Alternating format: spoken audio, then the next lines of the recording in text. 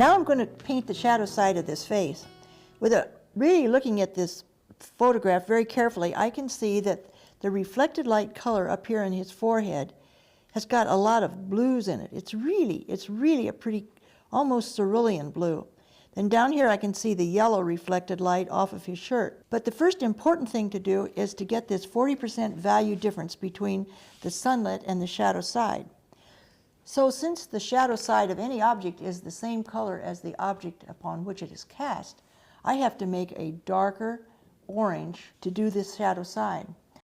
After the skin color has dried, I'm checking to see what value it is on my little value scale here, and it looks to me like it's very close to value 2. So that means I have to leave 3 values in the middle, and my value for the shadow side has to be clear down here at value 6. And because I don't want to try it out here on my painting, I'm going to mix up some colors and try it over here on this piece of scratch watercolor paper. The colors down here I'm going to make slightly warmer than the ones up here in the forehead. So I'm mixing up alizarin crimson, touch of permanent rose, and some raw sienna. I'm going to put in some burnt sienna because it's a darker orange. It's orange with black in it.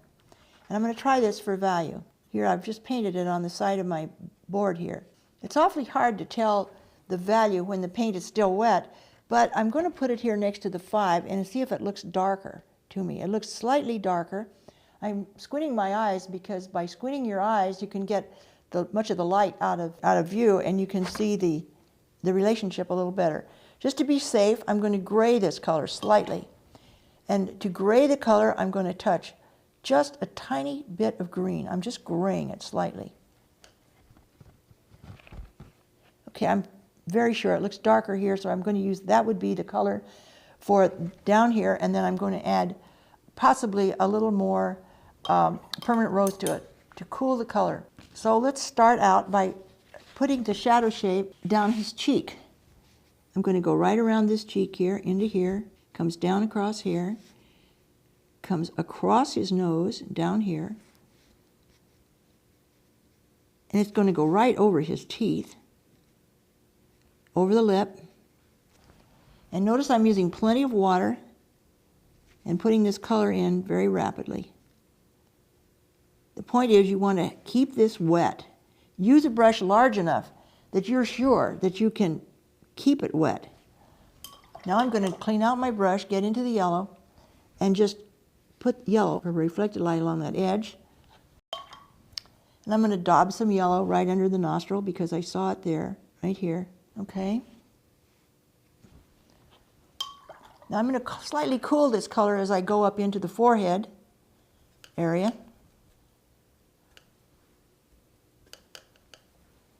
And it's going to go over the eye, down here, across the nose, right over his eye,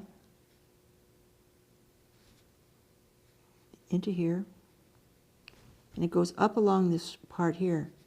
But here again, I'm going to throw in some reflected light. And this time, I think I'm going to try some cerulean. I'll just put some cerulean blue up there for fun.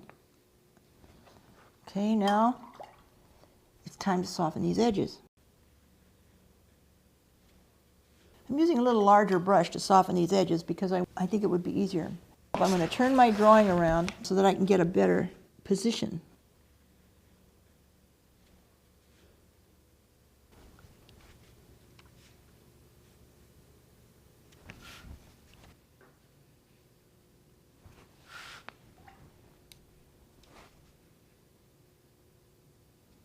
Okay, now I'm going to check for value.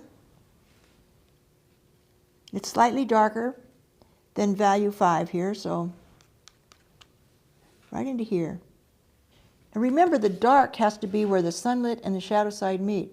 Reflected light is just that, it's light.